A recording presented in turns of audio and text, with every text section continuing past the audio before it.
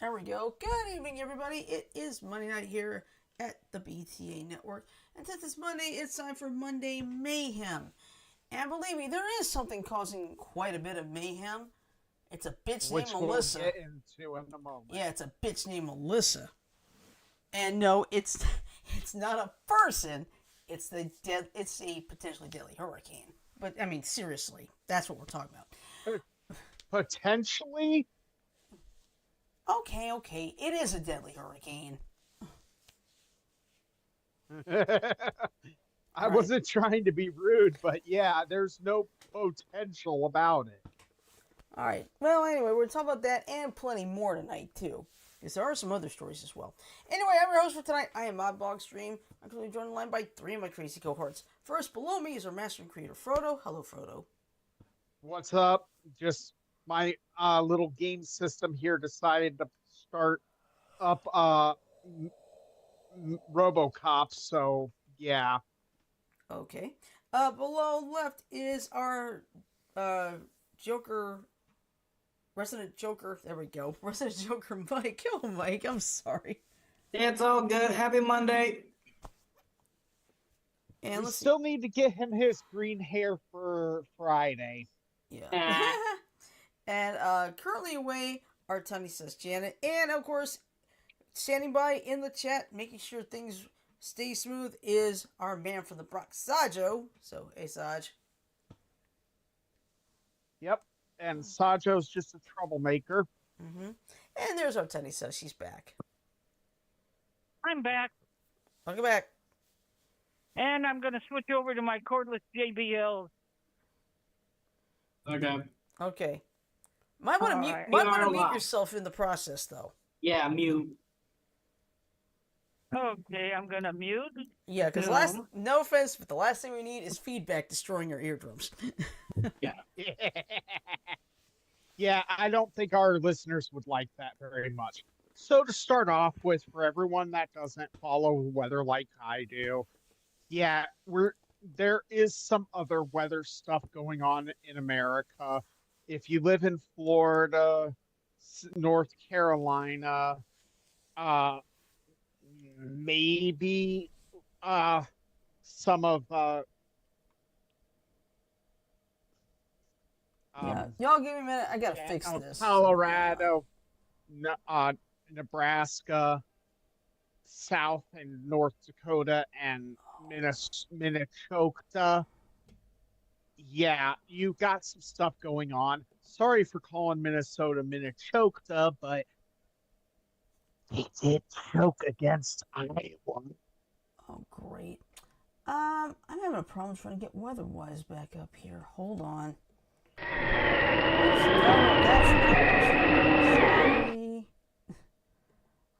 You're good. Like we always say, this is a show where the mistakes show and we don't care because guess what? We're all fucking human here. There's our monstrous bitch, Melissa. So yeah, I just went through all the little areas of storm activity. None of this stuff that I just covered is that big of a deal, okay? Except for the stuff in Florida and the east coast of the U.S., which is acting as a baseball bat right now to the ball that is Melissa and is going to keep Melissa away from the United States.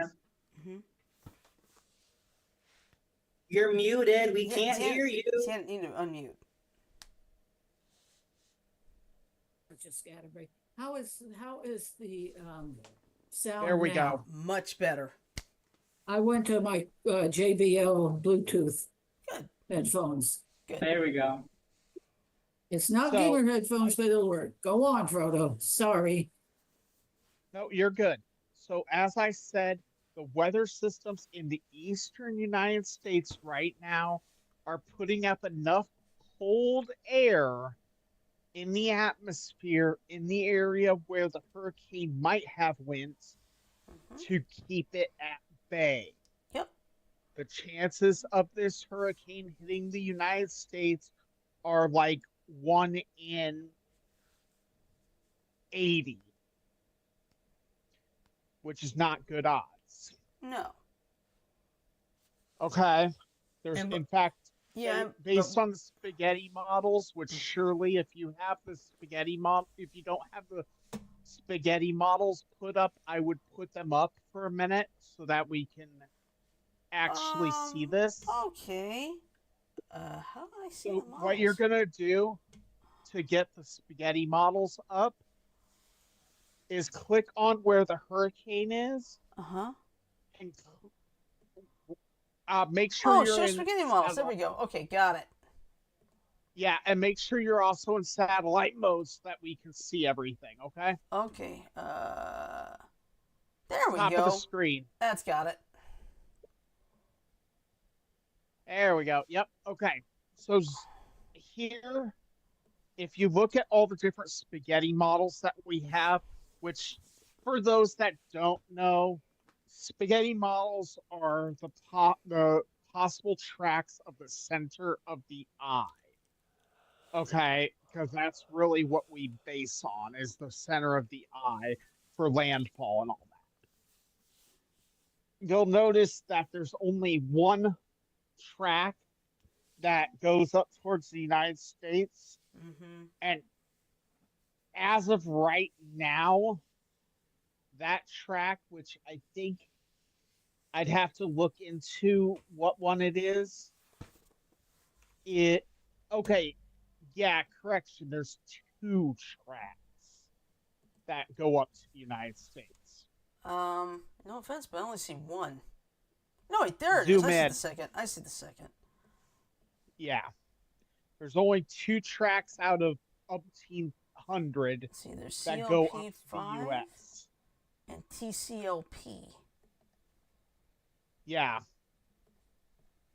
Yeah, those are the So two outliers. I don't think, but I'm not gonna lie. I don't think that's gonna happen. those two TLCP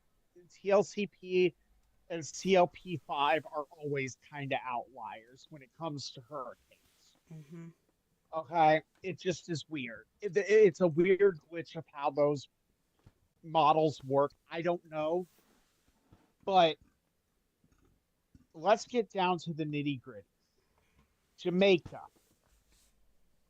western part of Jamaica, you are on the battlefield for huge winds.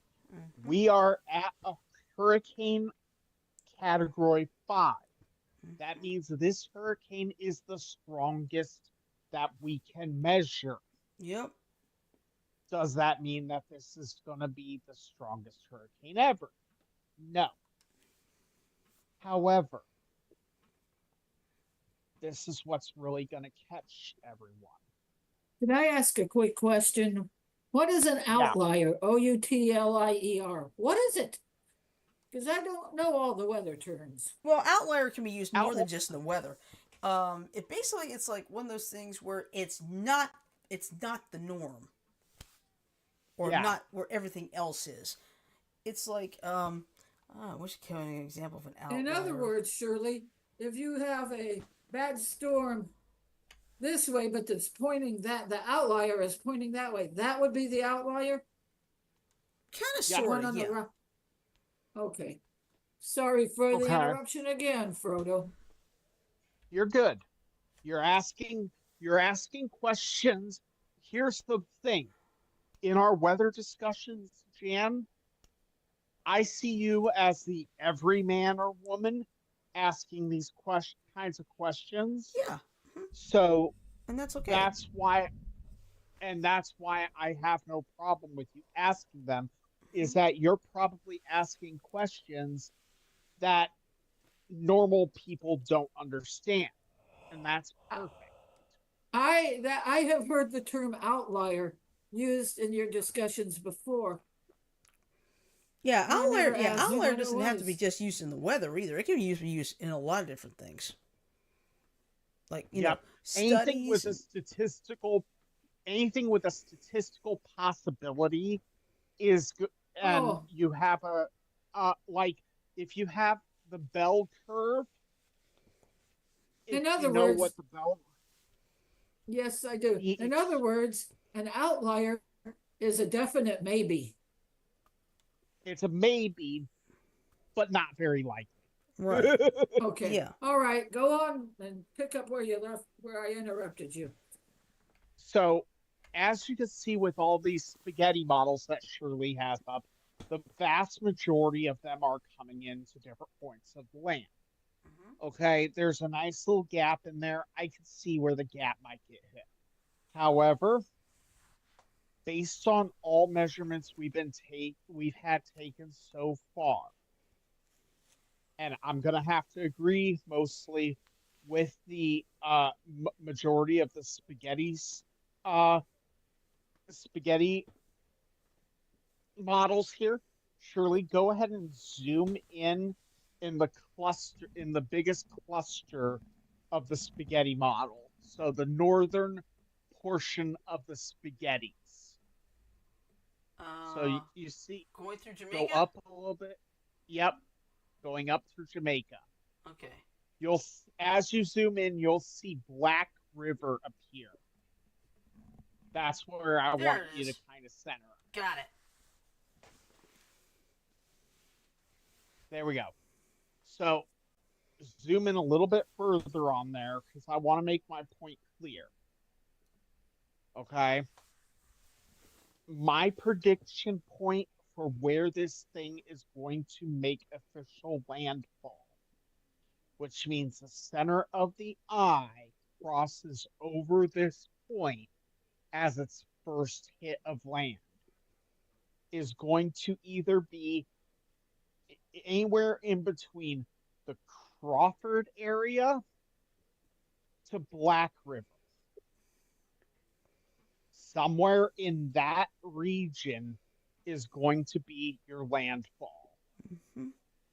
And this is a massive hurricane. And I can't stress this enough. Yeah. The people in these areas that get hit by this, your roof is gone. Your house is gone. Your livestock is 17 miles away. Mhm. Your farm is shredded. Your farmstead is inundated with water. Yeah. Your Go ahead. it's not good. Yeah. But the biggest weird thing about this storm, Shirley, and this is something that not a lot of people thought, the level of the concentration of hurricane force winds Mm-hmm. is only about 80 kilometers. Mm-hmm. That's a narrow portion. So that means Montego Bay, Montego Bay. Yeah. Montego Bay, Lucia, Savannah Lamar, Alligator Pond, you might be getting some hurricane force winds. Mm-hmm. Kingston, Georgia, Morant Bay, Port Antonio, you're looking at maybe tropical storm level winds. Yeah. Jeffreytown, you're probably looking at that crossover point where you're talking about 75-mile-per-hour winds on the money. Mm-hmm. All right. Okay. Okay. Go ahead, sure. All right, let me tell you what's going on with this thing. Number one, it's at 175 miles per hour. Number two, it is only moving at 1 mile per hour. Which means it's going to dump massive amounts of rain. Yeah, they're talking between like possibly 40 to 60 inches of rain. We're talking 5 feet. And just- flooding. Mm-hmm. Yep, landslides, flooding, anything is possible in this. And- here's what. Oh, let me say one other thing. Go ahead. The hurricane hunters actually had to bail because of extreme turbulence, and they also had reports of birds trapped in the eye. Oh, man.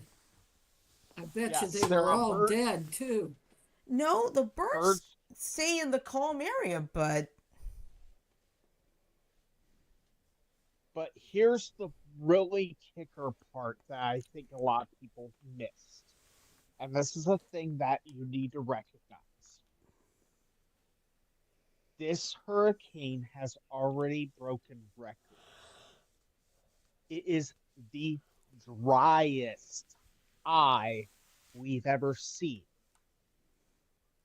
Now, Shirley, do me a favor and zoom in very closely on that eye. all right. Aye. There's the that's about as close as I can get. Oh, I know. I want it as where the eye fills the whole screen, pretty much, which is what you've got, which is.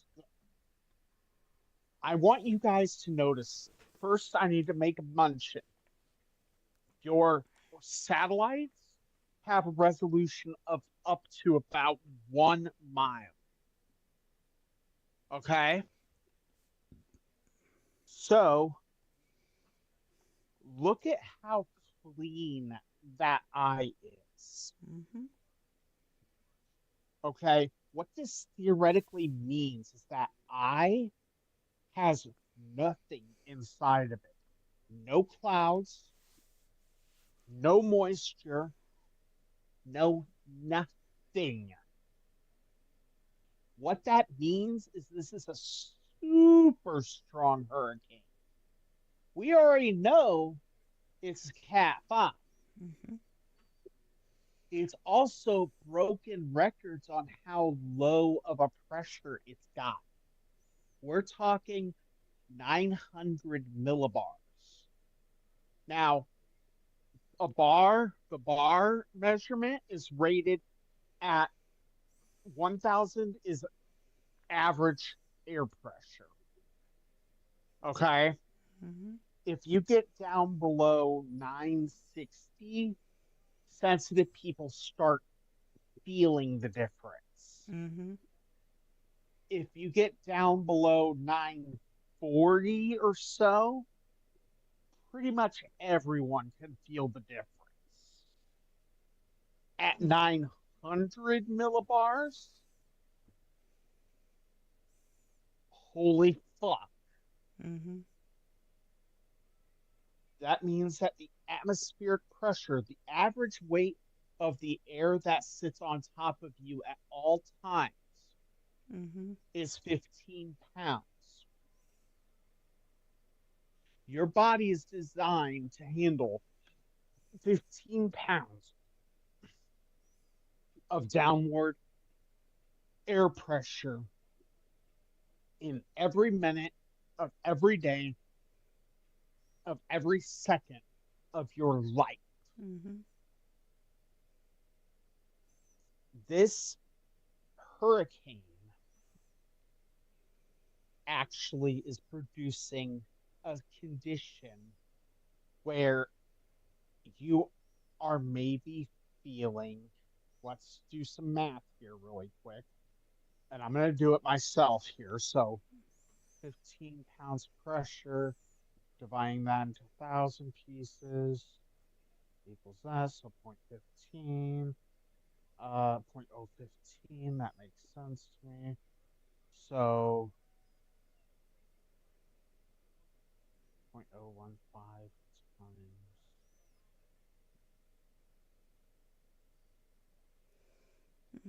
So you might actually, in the core of this hurricane, be feeling about a 1.5 pound drop on your body. Yeah. That's not something that the human body is used to feeling. Nope. 1.5 pound air pressure drop is perceptible. Well, I mean, National Hurricane Center did say, in no uncertain terms, that this thing was going to become a monster, and underwent rapid intensification. Yeah, it underwent RI. It's also went through a couple eye Replacement cycles. recycles. Yeah. And here's what they're saying right now. And this is direct public advisory list reading from the National Hurricane Center. Intermediate advisory number 26A issued at 8 p.m. So this is about an hour old, but it's still reasonable. Okay. Melissa expected to bring catastrophic and life-threatening winds, flooding, and storm surge to Jamaica later tonight and on Tuesday.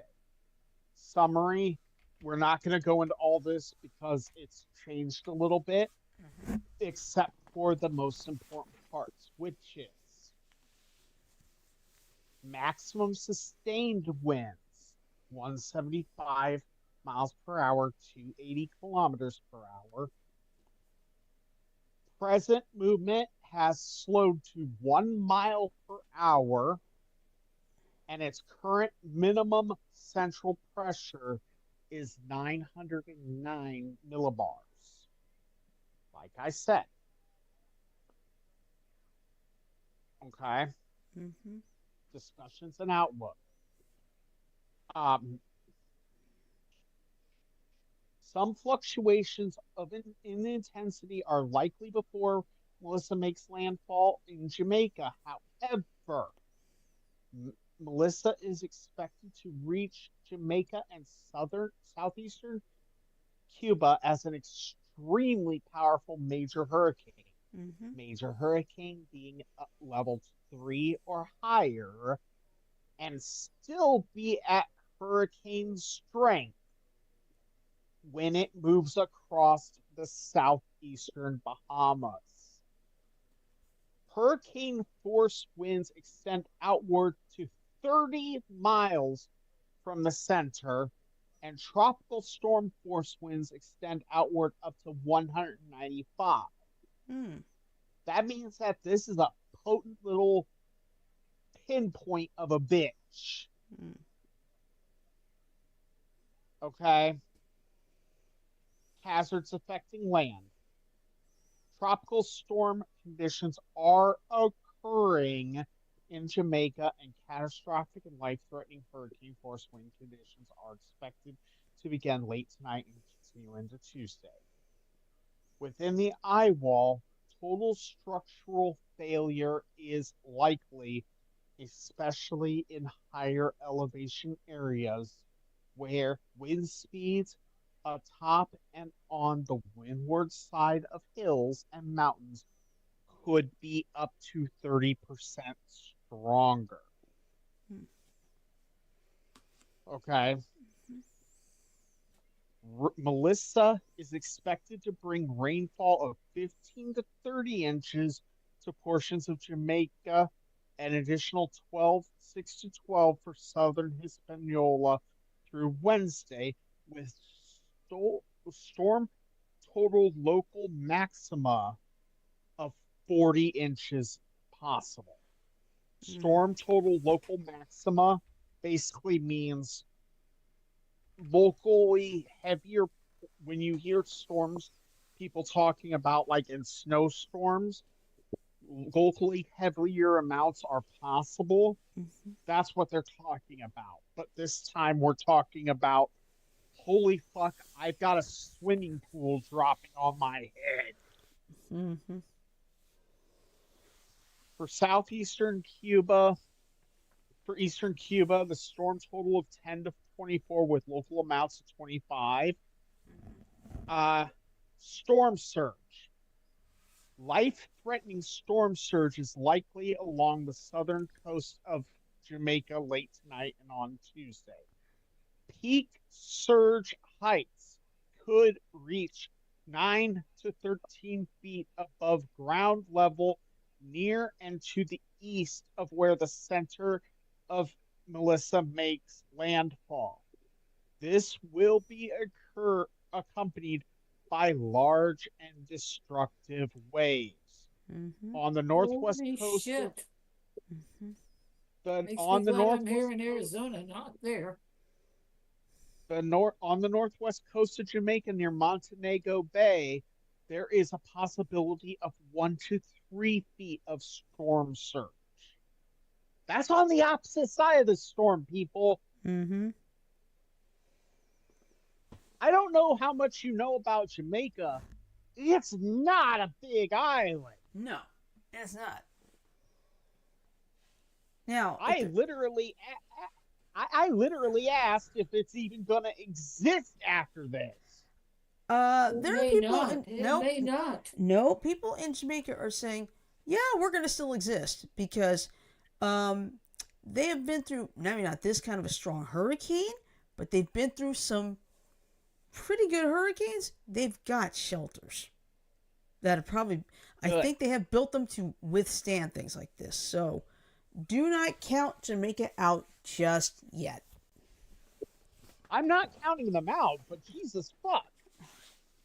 So I just want people to realize that we're not trying to overplay this situation. We're not trying to underplay this situation. Yeah. This is A real dangerous. situation. Yeah. I'm just going to say it in no certain terms. Melissa is a bitch. This is a dangerous situation. If you live in Jamaica, please, if you are asked to evacuate, get the fuck out of Dodge. I think the deadline for evacuation was yesterday because there were photos of people heading to the airport trying to get out of the way before it was too late. So by this point, evacuation is impossible. Yeah, so buckle down if you can. Mm-hmm. Be ready for anything. Yep. Because Melissa means business. Yeah. I'd like to tell I'm Melissa not- where to go, when to go, how fast to go, and what train to take. Yeah. Here's the other problem with Melissa. After she passes over Jamaica, she's supposed to accelerate. Yeah.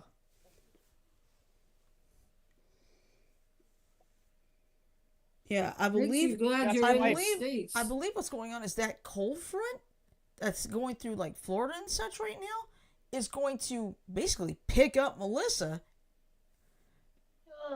and send it Yep, way up. I Yep, heard that's somebody in the background go, "Oh." Was Yeah, that Sarah Sarah? just got home. Oh, I thought she was groaning about the No. She just got subject home. matter we were talking about. No. She just got home from work, so. For the phones. Got that taken care of. Hi, Sarah. But and hold weather on one is second, getting guys. worse. Go ahead, Jan, you're fine. And weather is getting worse. Yeah, it is. I do not care what people say, the naysayers who say global warming isn't real. This is a prime example of it. Mm-hmm. Anyway, like I said, people, please keep the people of Jamaica and Cuba in your prayers, even though Cuba can be a bunch of bitches at times. Mm-hmm. They do not deserve to be They do tossed not deserve to around be like- punished. No. So please keep them in mind. By the way, Shirley, Yeah. just so you know what this is, the reason why I said satellite mode for the hurricane was the best option. Mm-hmm. This, what you're seeing here is the infrared of the clouds. Yep. Thank you. Goes east. Yep. And what that tells you is how hot the clouds are. Mm-hmm. The higher up they go, obviously they're going to cool off, but when they're hot, they're cooking. Oh, yeah. And with the way the Caribbean's waters are so warm. Yeah. Well, That's the considering key. that we're in a La Nina right now, which means over off of Ecuador, we're looking at warmer, Cooler I mean, water. Yep. Now, before we go on, I should tell you this. I saw something, I don't know if it was yesterday or this morning, but there was actually a tornado reported in both Pascagoula, Mississippi, and down in Orange Beach. I believe This isn't That's not related. This isn't related to the weather, but I don't know if any of you know that Mrs. Robinson, June Lockhart, passed away 2 or 3 days ago. Yeah, we know. We know. Yep. But anyway, that all this being said, keep yourselves safe, please. Yeah. Getting away from the weather because that could be a little bit dour and depressing, Yeah. and maybe into something. Oh shit. So I have some extra information for you guys. Okay. Go ahead. Did Melissa get an update? Well, we got some information from other things here. Okay. There's a possibility that at 11 they might go for 180 miles per hour. Okay, that's fine. There's lots of lightning being reported inside of this storm, and the death toll is already at 8 from the outer bands. Okay, make that 9. Okay. 6 from flooding and landslides in Hispaniola. 3 indirectly in Jamaica. Okay. All right. Next complete advisory at 11 p.m. Now, usually they always have it like 10 minutes before. So we may actually get it before this show is over tonight. Yep. So. Shirley, Yeah. does this hurricane mean that the Weather Channel will be covering it all night? I don't know. It could, but the thing is, unless it's threatening the United States, which in this case it's not, Okay. it may like go until a certain point, but then they'll play like the all night the shows at night and everything. Because the thing is, you have to remember this thing is going to like Jamaica, Cuba, and parts of the Bahamas. The U.S. really is not going to be impacted, so it may not do as much. All right. Just curious. So, Understandable though. no, Jan. Like I said, this is you. You're acting as the everyman for us, and that's what I appreciate. Yeah, it's better to ask the questions when you're not sure. It's okay to ask. The only dumb question, the only question that's dumb is the one that isn't asked. Exactly. There's never a dumb question. Yeah, there's no such thing as a dumb question. Oh, I do have a little bit of tokusatsu news for you guys. Okay. What's that?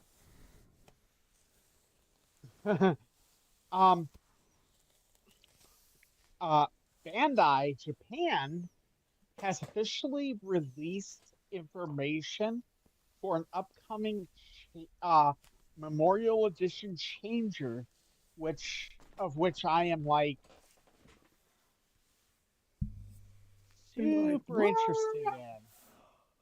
Okay. Excuse me. This is the information for the upcoming Aura Changer from Die Ranger. It's in the Zoom chat, Shirley. Okay.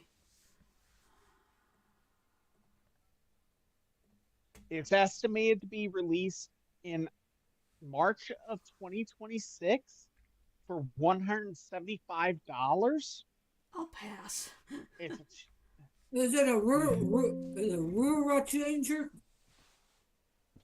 Aura Changer. No, it's Aura Changer. Aura. Oh, that A looked like an R. Yeah.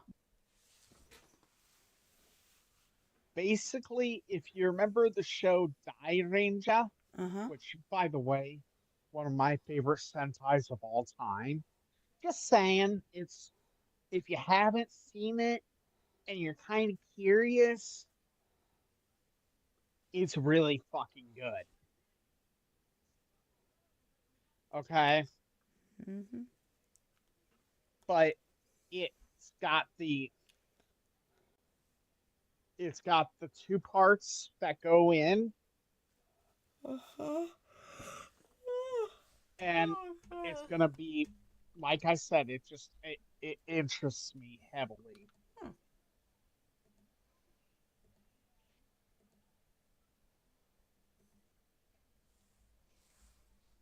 Sorry, just yawning. I found something I'd like. What is it? It's a figure of Ranma. Oh. Sorry, it's going back to old school for me. It's a real nice figure of Ranma. Looks just like him. But I wish I could afford it. Hey, Shirley. It's $115. Here's for you, Shirley. I'm going to send it to you privately, I think, is the best option for this. Okay. Use my nose.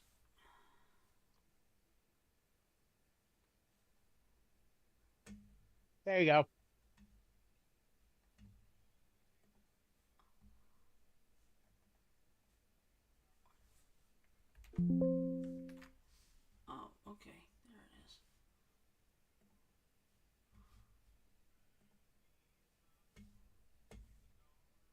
Have you ever heard, Frodo, have you ever heard of Kamen Rider Zez?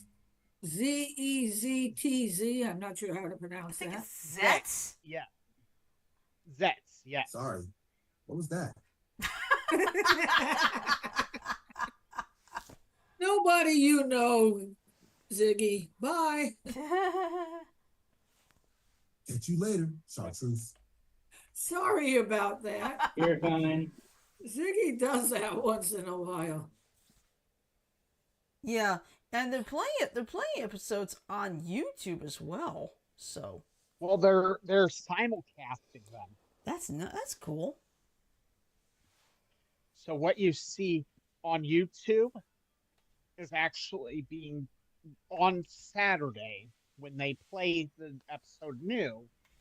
They're actually playing it at that moment in Japan fresh. Yeah. Holy That's crap. There is a figure from W Resources M01 Iron Fortress. It's a reissue. Uh-huh. Guess how much they're asking for it? Huh. $330. $1,550. Pass. No, thank you. No, thank you. Well, you know what I would love to have if I could? If I could get any common driver in the world, What? any of them. I think Mike will be like, go figure when he sees this. I'll pass, thank you. Which one, top or bottom? First or Bottom second? one. Okay. Yeah, go figure. Okay. But for 400, good lord. Yeah, but that comes with all the pieces you need. True, but that's on mine. That's way out The of rat- my. We have a budget too. The random figure I mentioned to you only has, they had different hands. They only had the one for the left hand and 4 different hands you could clip on for the right one. Go figure that one.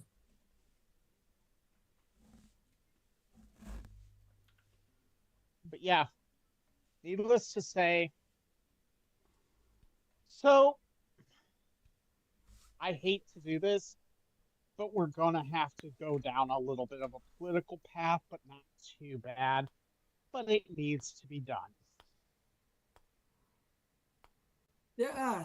Did you see the little bit I added to your I'm not gonna opinion lie. earlier? I was. Go ahead, Jan. I'm sorry. I shouldn't interrupt. Did you see what I added as a comment to your little debate Yeah. earlier, Frodo? Yep. Yeah, I'm not gonna lie. I was kind of hoping I'd get some of the stories I had posted. Oh, You'll be able to. We'll be able to. Because I'm just going to make a point of now. Mention now and Ice- talk more about it tomorrow, right? Yep. Okay. ICE That'll work. is using a lot of popular media now, more than ever before, to recruit. They've been using Spotify now to recruit. And now they've got Halo going. Destroy the Flood. Join.ice.gov is the thing. They've also got the movie Braveheart. Oh boy. to me, that is a pile of BS. And I see copyright infringement problems too. Oh, it's not just copyright infringement problems. That's willful ignorance of willful disregard of copyright. Yeah, because look what happened with the Pokemon situation, right? I don't think they've come to a decision about that yet either. So Nintendo and Pokemon, I mean, about suing. Yeah.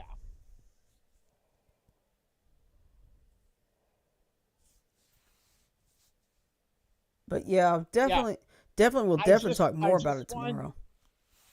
I just wanted to touch on those really quickly so that we didn't ignore them. Mm-hmm. But that way they're taken care of. Yeah, and we'll definitely talk more tomorrow for sure. Because I'm sorry, the only ice I prefer is the 3 pieces of ice in my water that doesn't make it too cold.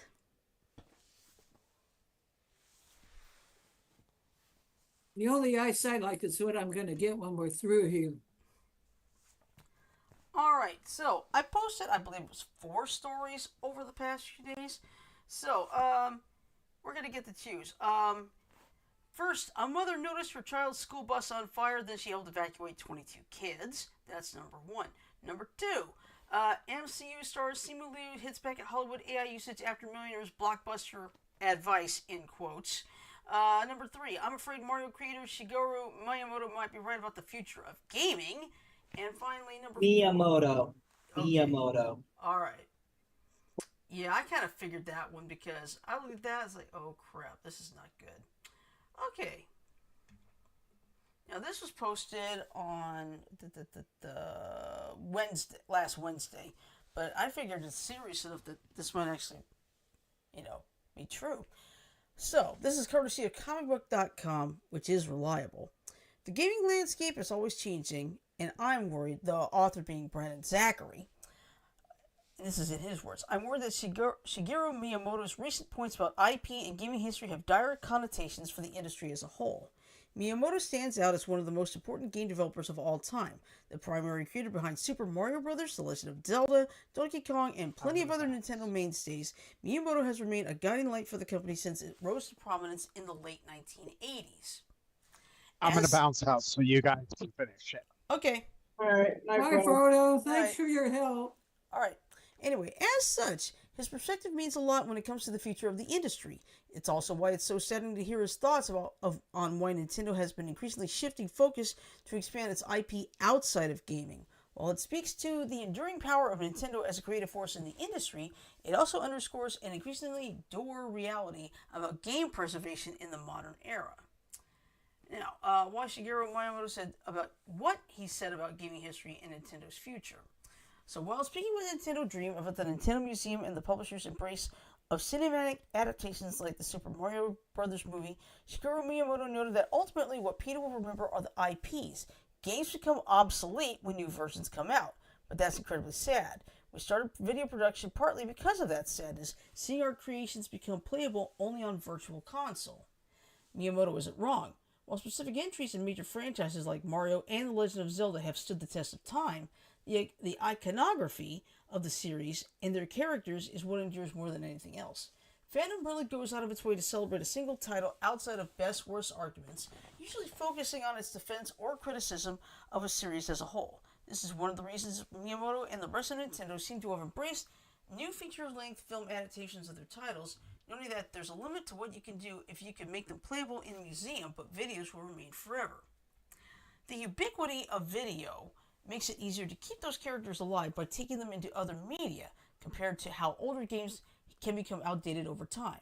The full interview sees Miyamoto arguing for the overall stability of Nintendo as a name brand, with their expansions into the worlds of film and theme parks another way to ensure they remain at the forefront of players' minds and hearts. This is why he said that people primarily remember the IP and not the specific games they play. However, it's also quietly a somber reflection from one of gaming's most important creators about the state of the industry and highlights a wider existential threat facing video games as a whole. So why did the IP outlast the games? By the very nature of franchise development in an industry like video games, characters and concepts are more important to the average person than the developer behind them or a specific title they star in. If someone is a fan of Zelda games, that love can apply to all sorts of elements, ranging from specific games to certain aspects like the soundtrack. Even just loving the series overall, instead of any particular standout game, is a valid response to the IP. It's not all that different from how specific superheroes have thrived for generations of comics, or certain anime heroes have endured for several shows across multiple decades. It's an inevitable response to a long-running concept that trades hands and transcends generations. However, it also highlights how a lot of specific entertainment history has been lost and how hard it can be to keep those previous titles available. Other media, like film and television, experienced infamous purges that resulted in countless lost shows and movies. With age finally catching up to older video games that haven't been remastered, remade, or even just properly collected, those works are being lost to time. The games that didn't become franchises can be easily forgotten, and the ones that did can be transformed into something almost unrecognizable. In an era where internet connections are required for certain titles, and a server closure can effectively erase years of a player's life, older games becoming obsolete means there's a chance they'll be gone forever. Stuff like the Virtual Console for the Nintendo Switch does a good job of keeping classic titles alive for modern players, but hundreds of games will never reach the level of popularity needed to make the leap to that format or earn a remake of their own. In an era where older games are best remade and at worst forgotten, there are entire generations of game design and innovation falling through the cracks. While the bigger IP will remain, the unique creations and creatives behind gaming's biggest achievements won't get the recognition they deserve. Instead, it is the brand that thrives, even if the developers are completely different title by title. This is heartbreaking on multiple fronts. As a fan of the developers who turn their ideas into playable formats, it's saddening to hear that many of them will lose more and more notoriety as time goes on. As a fan of clever game design, it feels like a wealth of experience and hard-earned knowledge about the construction of compelling gameplay mechanics is fading away. As a fan of specific older titles, it's heartbreaking to know it'll be hard to ever play those games again. The Nintendo Museum is a crucial means of preserving that history for future generations, but it also inherently locks it away on a certain level that prevents it from feeling like part of the current gaming environment. It turns gaming history into an abstract instead of part of a living, breathing medium. Specific games are lost, even if the game characters and IP lives on. And, okay. Only a few... Hey, I've got a question to ask you. Okay. Why can't they do a museum to keep the memory of the old systems alive? They have one Heck. already. Hey, good. You know what? In Japan, they have a Japanese museum for the history of ramen. Yeah, because it's a big deal there. Alright, so anyway, the problem is that this perspective further suggests the gaming industry will move beyond the past instead of building on it.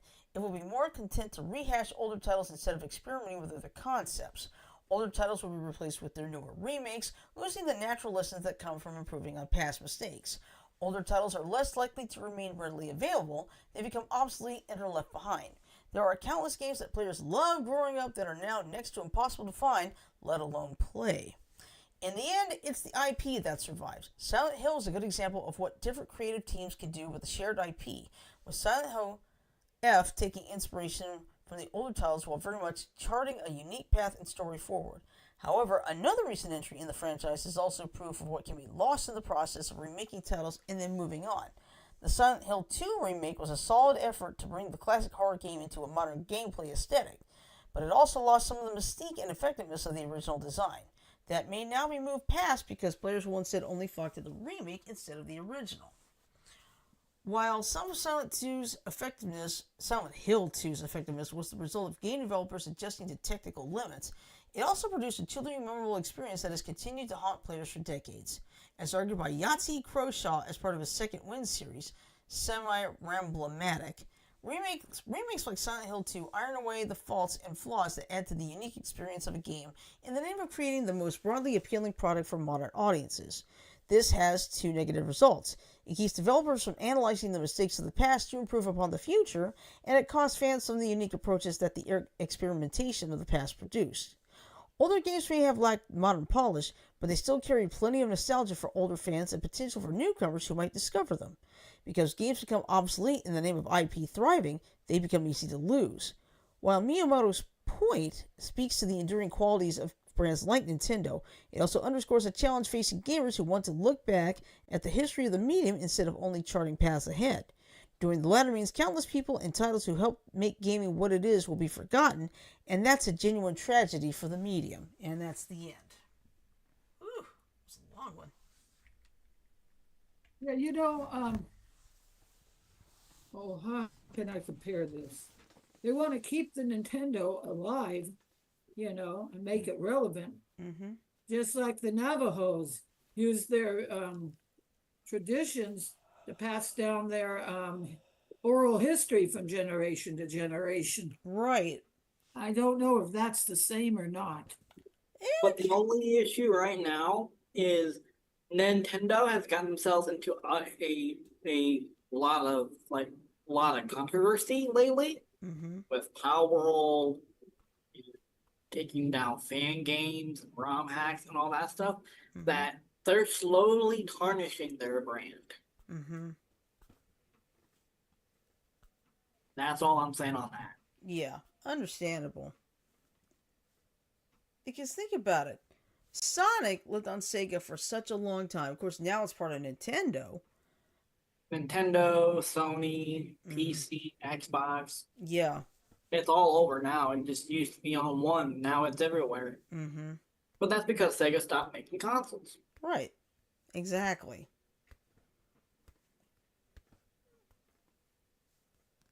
But Mario will probably live on forever. But it's just that the problem is it's the games that might not live on forever. And Janet, we talked about this earlier today. There was a game you would love to see on a console, but may never happen. Cliffhanger, right? Yes, right. Yeah, yeah. Basically, this was a game back in the '80s, so this was before you were born. Um, it was basically a game based on two different pieces of Lupin the Third. The reason why it's never been put on console, the rights to Lupin the Third. So Yeah. it was arcade. Yeah. Okay. Yeah, Lupin the Third. I don't know if it still is, but as far as I know, it's still a TMS property. Mm-hmm. Probably is. Yeah. Because one of the biggest problems, another big problem, Muppet Babies, the original '80s Muppet Babies cartoon. You will probably never see that anywhere streaming because the biggest problem, they used things from Marvel 2. They used stuff from Star Wars. They used stuff from so many different ones. That's why you've never seen it. Because back then they could get away with it in the '80s, but now, it's a potential issue because they used stuff from not just Marvel and Star Wars and Disney. They used stuff from Indiana Jones, which is a different entity in a different company all by itself. So that creates a problem.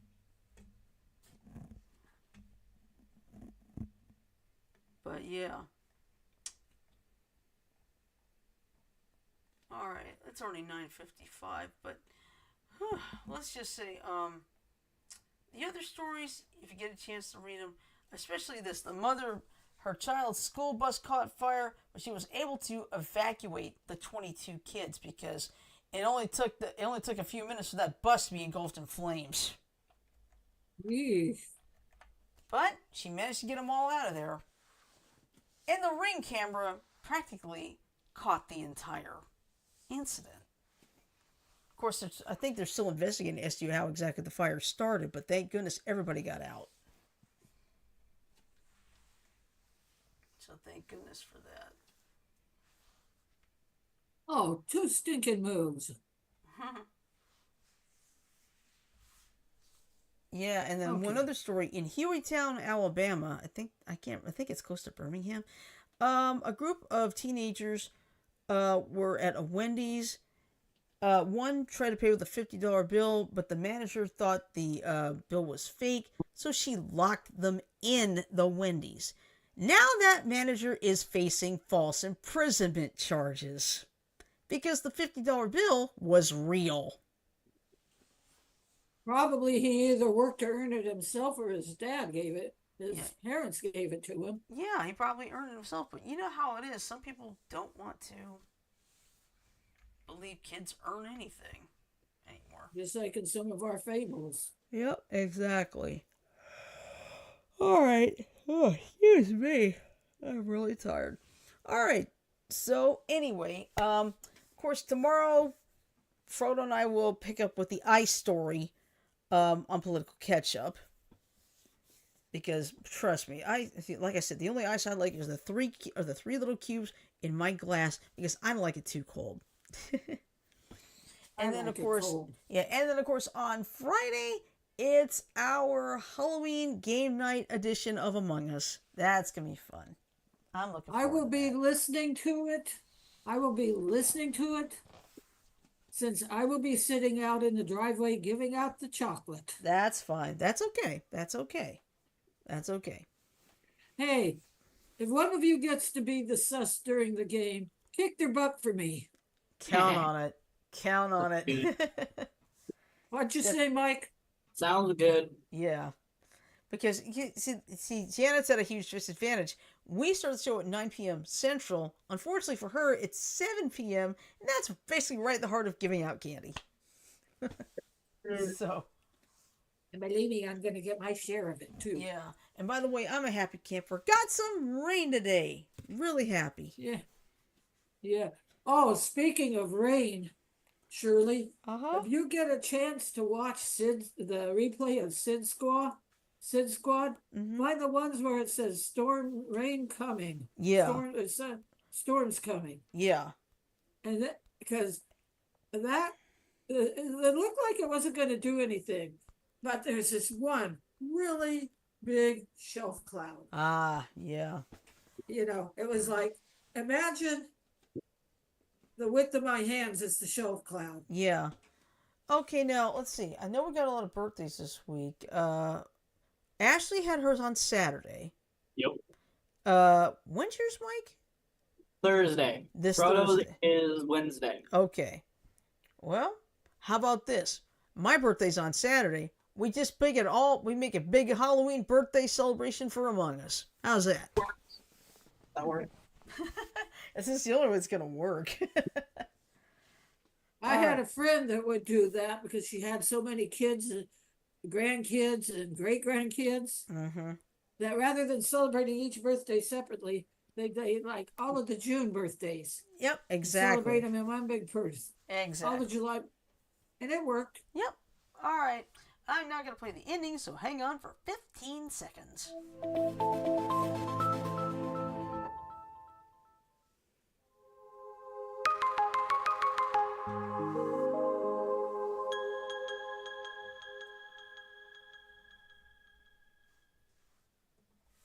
Alright, so with that in mind, I'm going to say love, peace, and chicken grease. Everyone have a great night, sleep well, stay safe.